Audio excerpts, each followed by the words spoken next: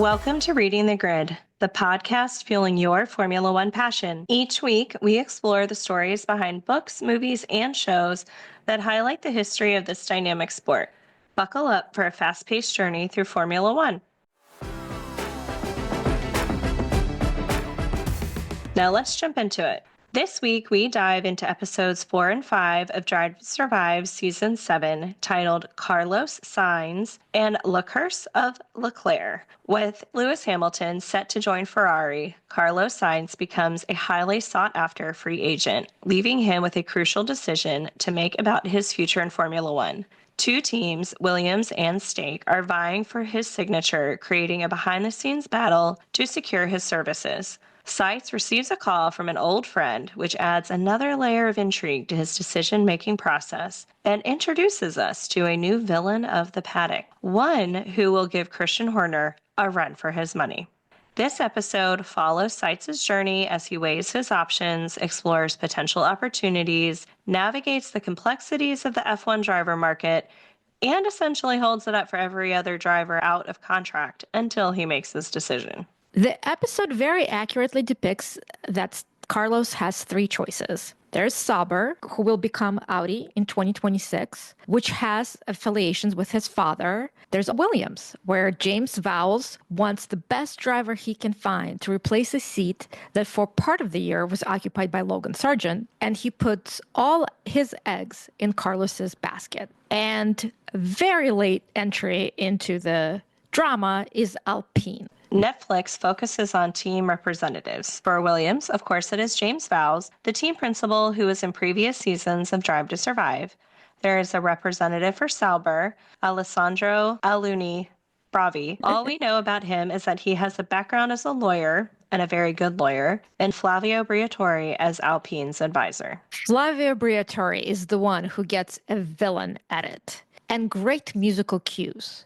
But he gets very light touch when it comes to his controversies, including Crashgate, during which Nelson Piquet Jr. crashed on purpose to help Fernando Alonso, who were both at Renault at the time, and Briatore was subsequently banned indefinitely from motorsport.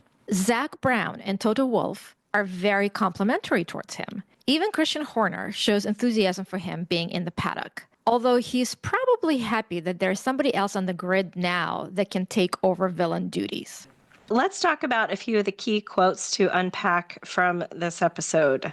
James Vowles, Carlos Sainz is the only driver that fits the categories of a proven race winner, true, and he's competitive against other drivers who are considered World Driver Championship material.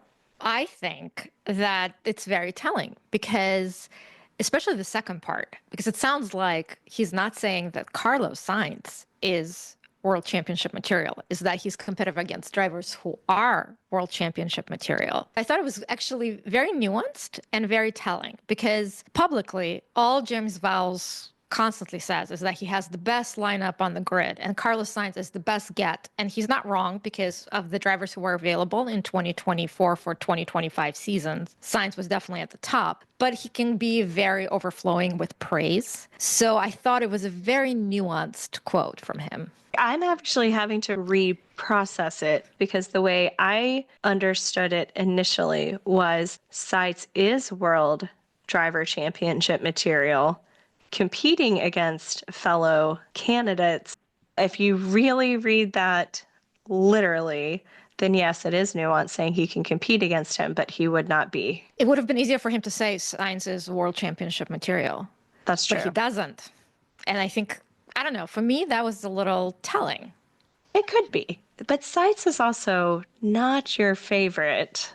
He's not, but do you have bias on this one, or are you really going for a nuance? So I think the quote is nuanced by itself without any bias. I don't have a bias against Sainz. I think it's good to be confident. I think he is extremely overconfident in his skills because I think most people would agree that he's very top tier. Like he is up there. Oh, definitely. But there are definitely drivers on the grid who are better than him. And remember, he loves to say how, you know, there's really nobody better than him on the grid. And he said that in one of the quotes in Drive to Survive. To give Sainz a little bit of credit. He was the only one who won a race in 2023 other than Max.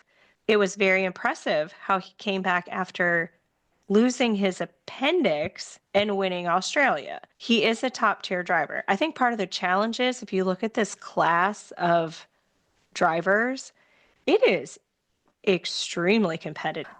I completely agree. And I think that's one of the things that makes it exciting is that not necessarily the best driver wins. And Sainz is very smart. He's very good about calling Ferrari BS. I really wish Leclerc would do that more often. He's very good about calling his own strategy. In fact, Alex Albon in the past Australian Grand Prix gave him credit for helping him get to the high place that he did. So he has so many other qualities that will definitely help him win. It's not just pure talent. And that, I think, is the distinction. For instance, Jenson Button, who is a world champion, and some consider him getting lucky that year that he won world championship. But I remember listening to one of his interviews, and he was very good at saying that he was never the fastest, but he was always steady and consistent.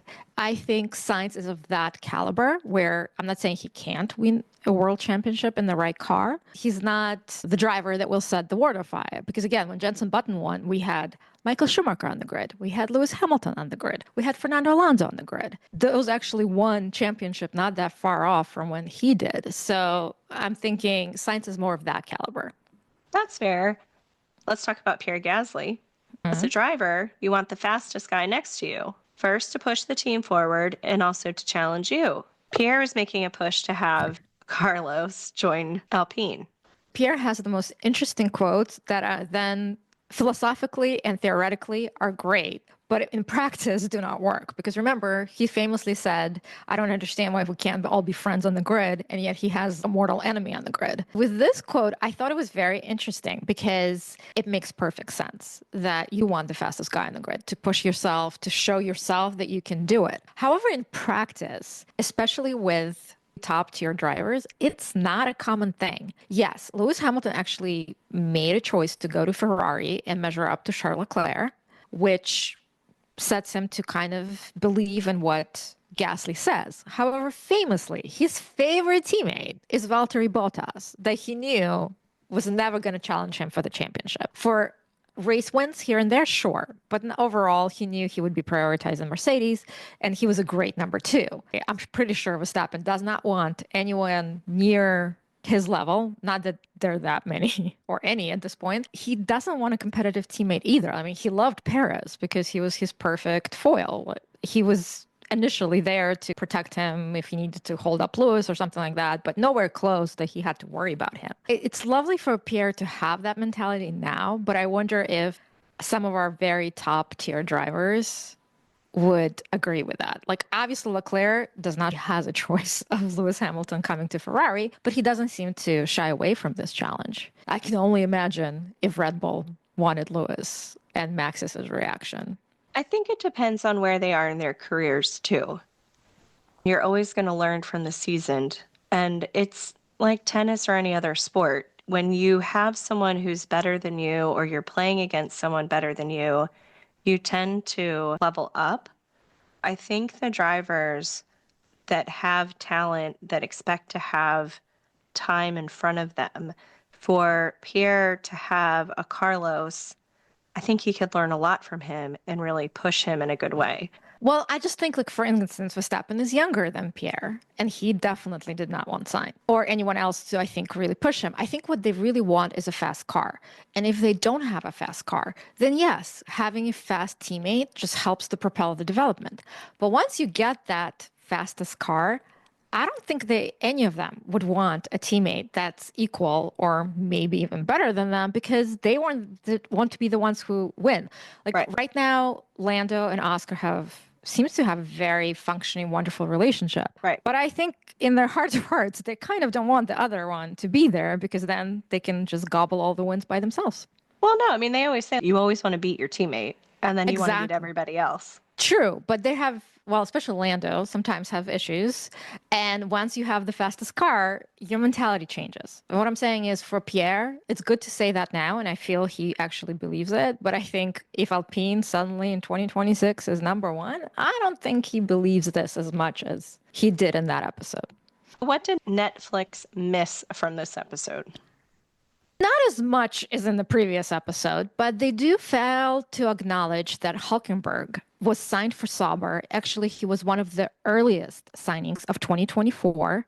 As I remember it, of course, Lewis's announcement of going to Ferrari was first. But very soon afterwards, Hulkenberg was announced to be leaving Haas and joining Sauber. So it's very interesting that Netflix never got Hulkenberg to comment about Carlos. I mean, they got it from Alex Albon. Granted, it was in a press conference. And of course, Albon said that he would love for Sainz to join. They also show Pierre Gasly having conversation with Leclerc, saying that he wants Carlos Sainz to come to Alpine. And then they actually show him talking to Sainz and trying to convince him that the car is not as bad as it looks. So if they show the Alpine and Williams drivers being excited about Carlos Sainz joining their teams, why do they not show Sauber's driver being excited? I think it was a missed opportunity, although I'm not sure if Hulkenberg refused to participate or if he refused to comment on the situation. They did not show or mention Logan Sargent having to give up his car in Australia. We do see that Vowles lists all of the damage that Sargent subsequently inflicted on his car in 2 races, which they would have expected through 24 races.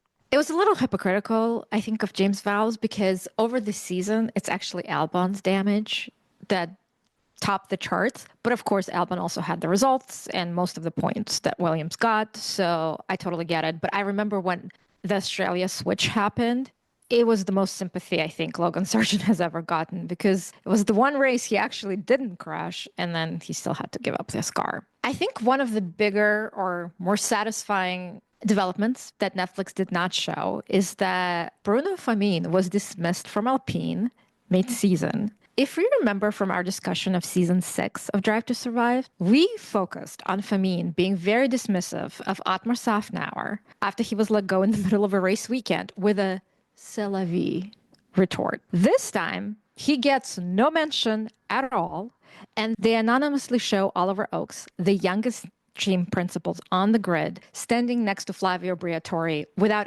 any mention of who he is or how that switch happened. And I thought it was very poetic to happen to Bruno Famine.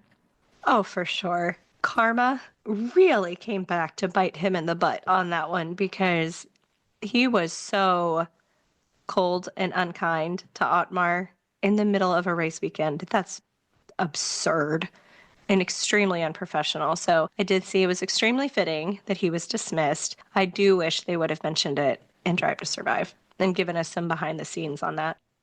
Let's talk about our superlatives from this episode. I call it the best exchange. And that was Jack Doohan calling Carlos Sainz a paddock slut when the producer tells him that she was going to call him Prince Charming. And I just love seeing Jack's dismay at failing to read the room and what he was supposed to say. On the one hand, it's very endearing because he's obviously just said what he thought. It reminds me a little bit of how Lando Norris in the first seasons of Drive to Survive had these types of quotes where he basically put the foot in his mouth. And I also thought it was kind of appropriate because he was wooed by everyone. And he never said, at one point, I think even Carlos admitted that he had offers from all the teams.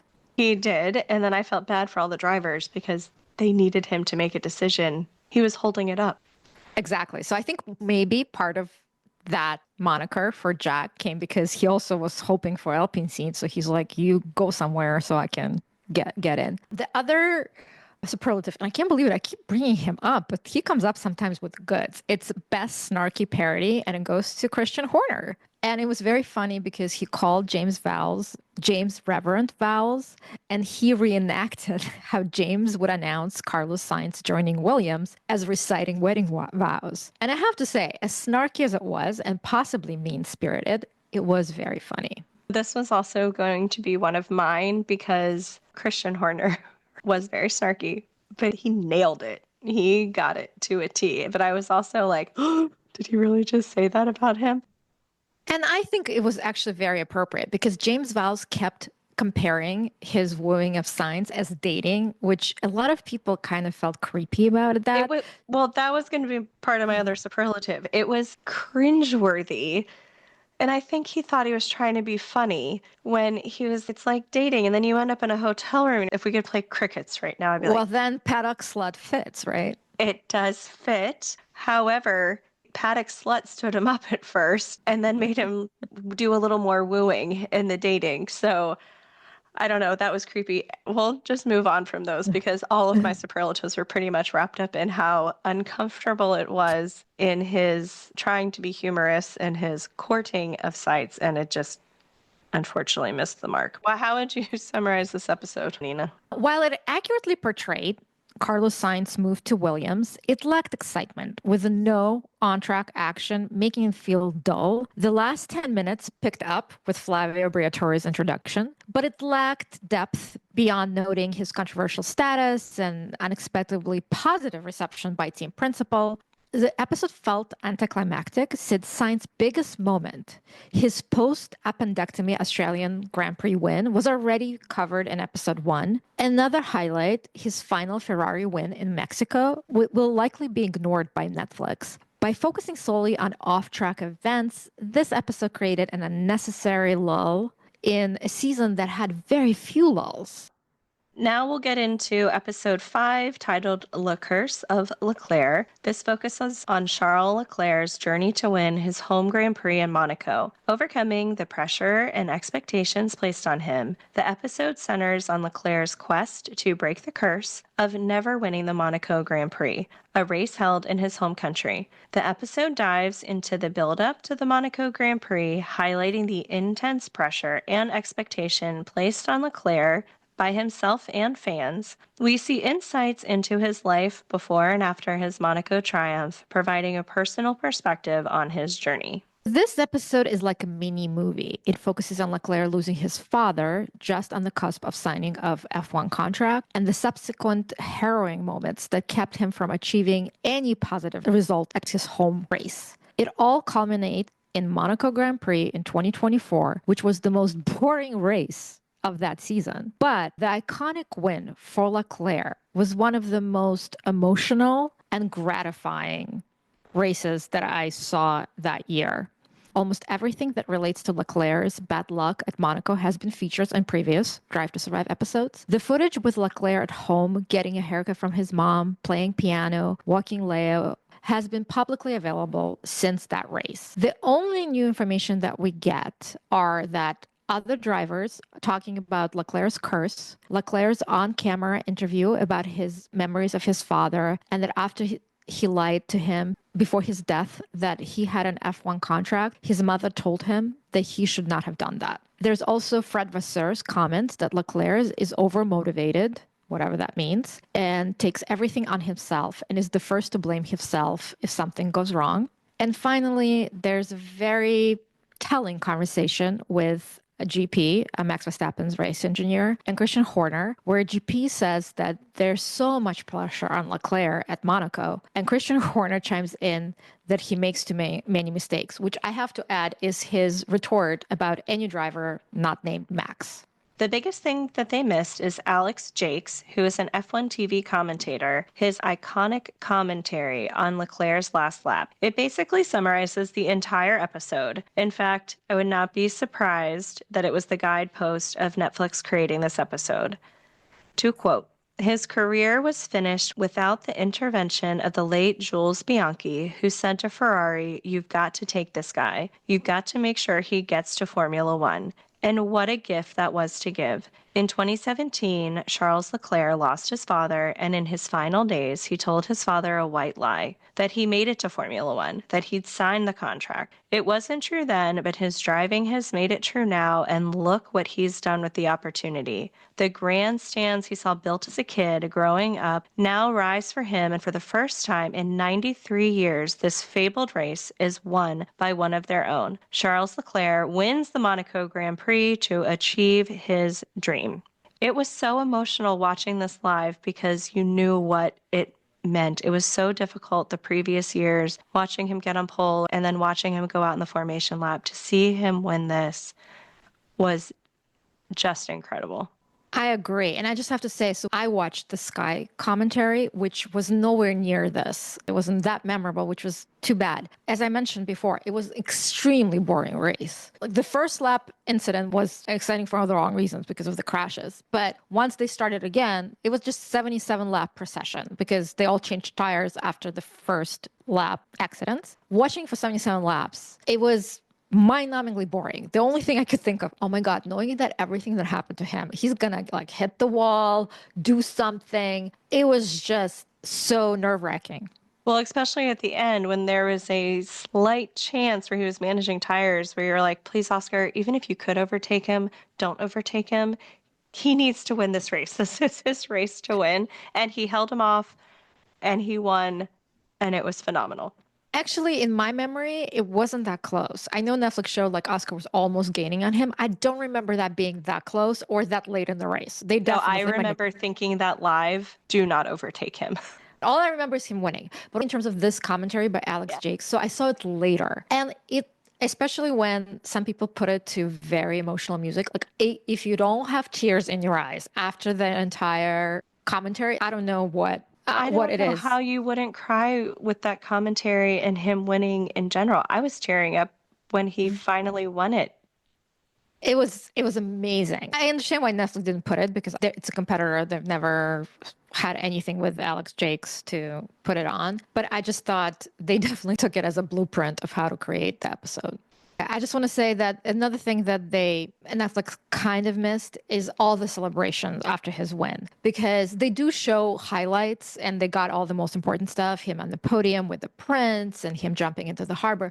But all the drivers congratulating him, if they didn't show Lando being congratulated by everyone in Miami, there was even more outpouring of congratulations in Monaco, and especially Max, who kept describing this race so boring he needed a pillow. But when he congratulated Leclerc, you could see it was genuine emotion. I wish Netflix would have shown that. I'll let you do your superlatives first, since this is your favorite driver and his best win. I call it the best support system. And that was the footage from Driver's Parade. I'm not sure it was new. It was definitely new to me. So it was Daniel Ricciardo, who was still on the grid, asking Leclerc if he's planning something big for the night. And Leclerc is demurring that he wanted to wait to see what happened. And then it was a very funny exchange with Lewis Hamilton asking for strategy tips. And he basically wanted to know if Leclerc was going to hold everyone up or run ahead. And he kept saying, well, he was standing next to Valtteri Bottas, and he's saying that we just need to know how to manage our tire strategy because I'm P7, he's P18, meaning they're probably not going to move up. That was just very wholesome and very positive exchange. Finally, there was Alex Albon saying that if Leclerc wants, he could take him to the Thai temple and get a blessing. And he says, I know a good monk. I mean, I've always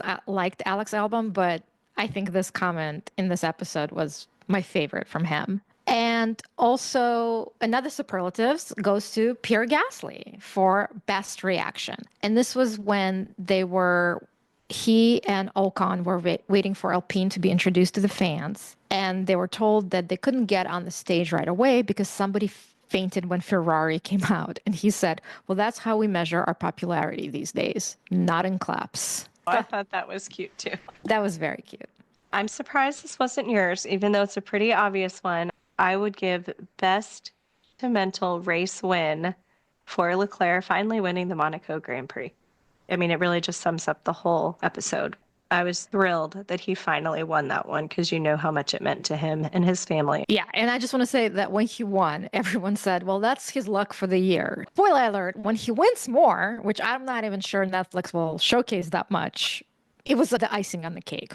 Well, let's wrap up with a couple of the current silly season rumors news from the week. Ferrari Academy signed 13-year-old karting driver Noah Baglin.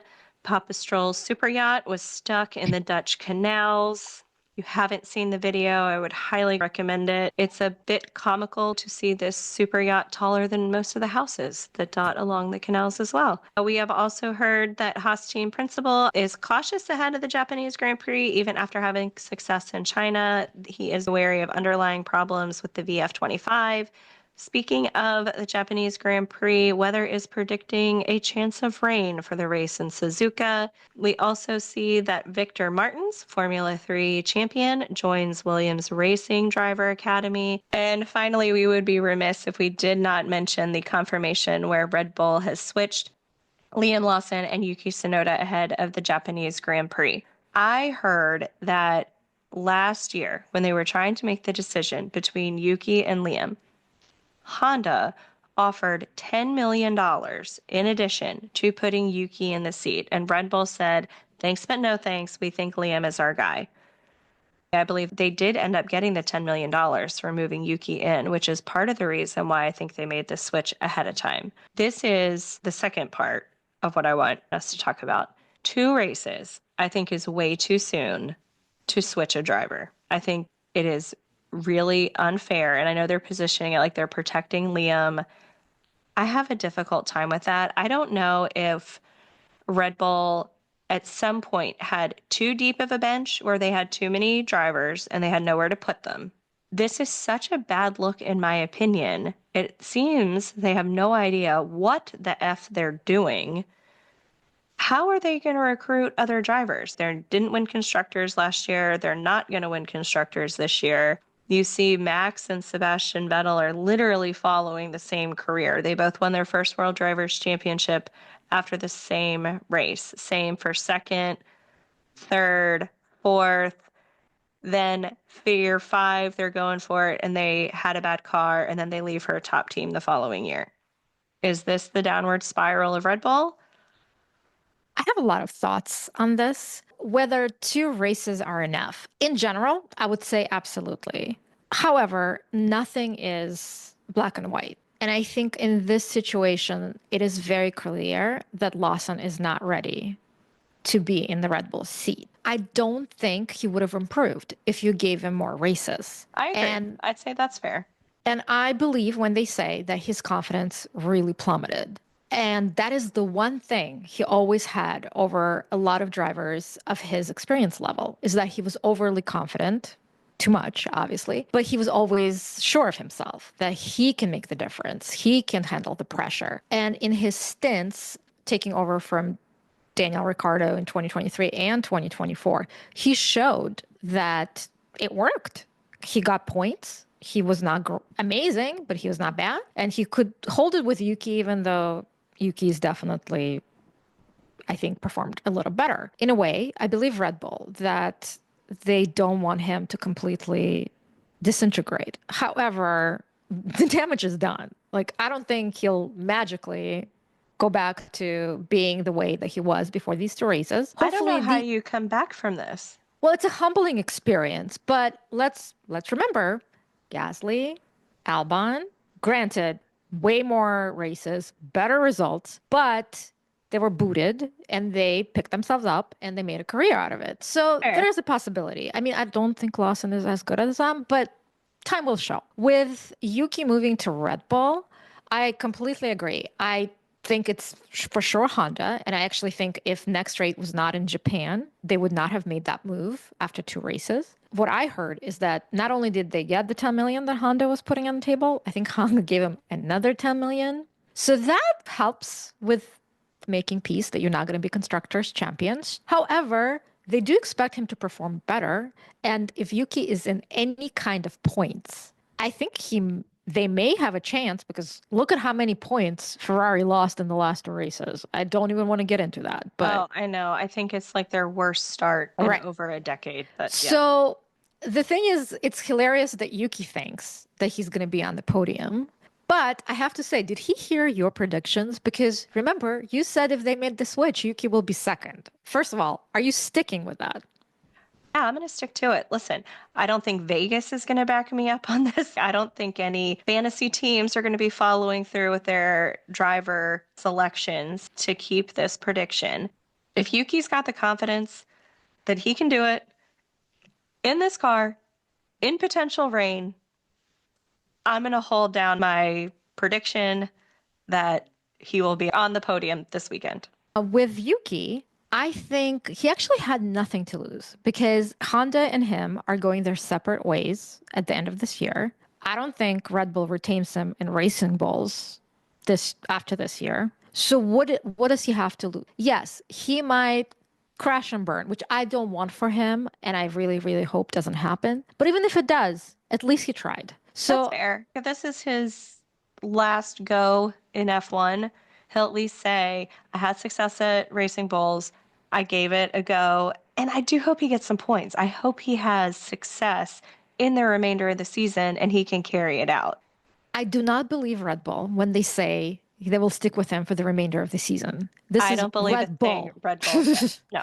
Yes. It's like a carousel of drivers over there. Right. So, by the way, my prediction of every couple of races switching may still happen. So, I wasn't completely off. I think he also didn't have a choice, Yuki. That's the contract they signed, except for Max, that they can put him in whatever team they have. And I think with Honda really wanting him to be the face of Red Bull for Japanese Grand Prix, how could he say no to that? Plus, again, he's realistic of what his future holds. So the only way he can prove somebody wrong, that he still has enough in him to be in a different Formula One team, is to do something in Red Bull. And I don't think he necessarily has to be close to Max.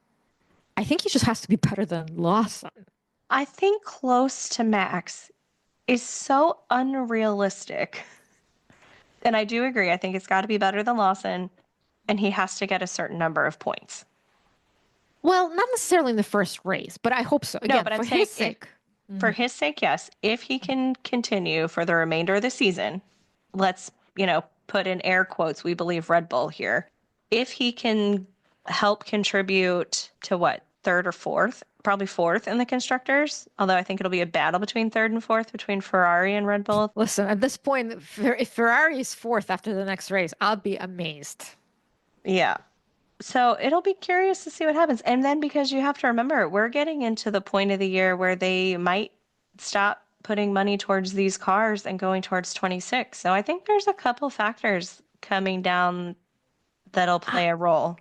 As you mentioned, that they don't have a good stable of drivers, and now they don't have good incentives for getting drivers into their academy. They are the only team that has 4 spots on the grid. So if nothing else, that is the one thing they can offer. Granted, how they handle those spots is atrocious, but it's twice as many as any other team. So I think that might still hold some weight. But what kind of talent they can get in, that's a whole different question. And in terms of Yuki performing close to Max, again, I think the margins are very small. So even if he's not that far off, he could be very far off in terms of placement, and it's not necessarily his fault. One thing we know, Racing Bull's strategy is atrocious. It's on par with Ferrari, and that's saying something. So at least he's benefiting from better strategy team. That's one thing that he can look forward to. That's a good point.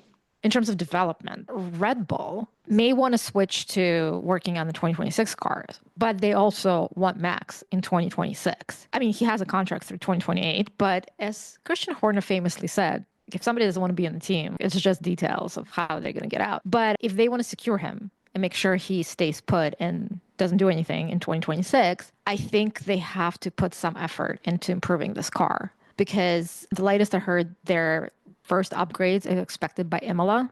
If those upgrades doesn't change much, then of course Max is going to be unhappy. And I don't know if they can handle Max being that unhappy. But I think Max has been unhappy for a couple years now. He was not thrilled with the whole drama, and it's going to come back into the spotlight with Christian Horner and the alleged allegations. He was not happy then. We got a preview in Drive to Survive of some of the behind the scenes that you didn't necessarily see during the race season. That's why I said I think the foreshadowing might have been 2 years too soon. And truly, if he follows Vettel's career, which I saw a comparison of the two, it's shockingly similar. I think Verstappen will be at Mercedes or Aston Martin next year. I do not see him at Red Bull, no matter how much they want to keep him. That would be interesting to see, because, I mean, I actually don't see him in Mercedes. Like, I know that's likely to happen if he was to make the switch, but just like conceptually, it's hard for me to see him there. Well, I get it, but they have always said Mercedes was going to have a great car in 26. They're going to have a great engine. Well, they're going to have a great engine. Okay, fair. Right. Engine. They will have a great engine.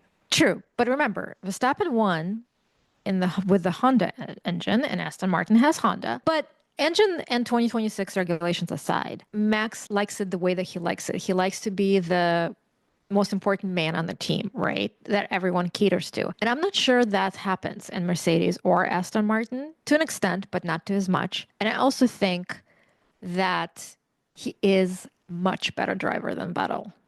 So hands down, yes. But I will find the post that had this side-by-side comparison. I mean, I can't remember the race off the top of my head, but literally very similar path with their driver championship and then hitting the Red Bull's got a bad car. What do you do when you're trying to chase your fifth World Drivers' Championship? that's the thing. It's not out of the realm of possibility. He still gets his fifth. And if he does, I don't think he's moving.